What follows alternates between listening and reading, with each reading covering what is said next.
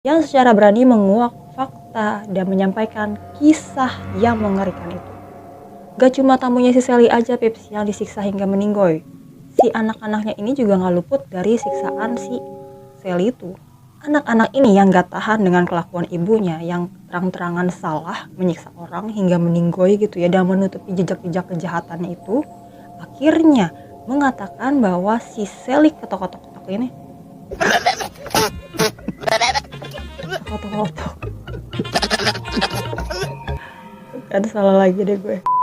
Anaknya ini yang gak tahan melihat kelakuan ibunya yang jahat itu akhirnya ngadu ke polisi bahwa si ibunya ini telah membuat korbannya itu kelaparan, membius dan menyiksa.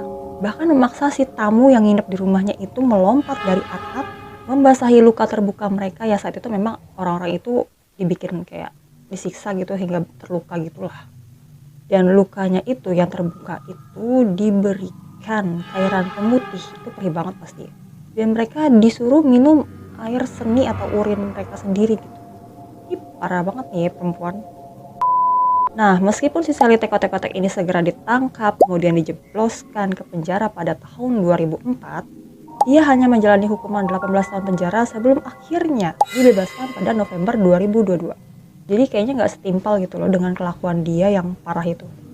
Nah, kebebasan si Sally Tekotek-Kotek inilah yang bikin putri-putri mereka itu takut tentang apa yang akan terjadi di kemudian hari setelah bebasnya sang ibu. Mereka ngiranya mungkin ibunya bakal mendekam seumur hidup di penjara ataupun dieksekusi mati. Lalu seperti apa kehidupan awal si Sally Tekotek-Kotek ini? Begini ceritanya.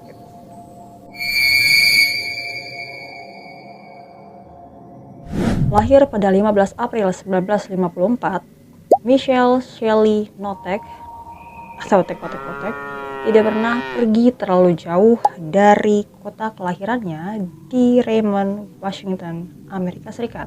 Bahkan hukuman penjara selama 18 tahun pun yang ia jalani setelah ia melakukan kejahatan itu tidak membawanya tinggal lebih jauh dari tempat kelahirannya.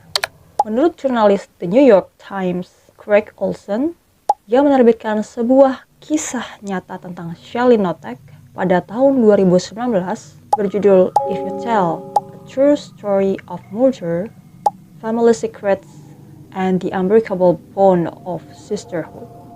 Kehidupan awal si Sally Tekotek-Kotek ini ternyata dipenuhi dengan trauma. Kenapa? Nih gue jelasin ya. Sebagai anak tertua dari 3 bersaudara, si Notek ini dan saudara-saudaranya itu tinggal bersama ibu mereka yang mengalami gangguan mental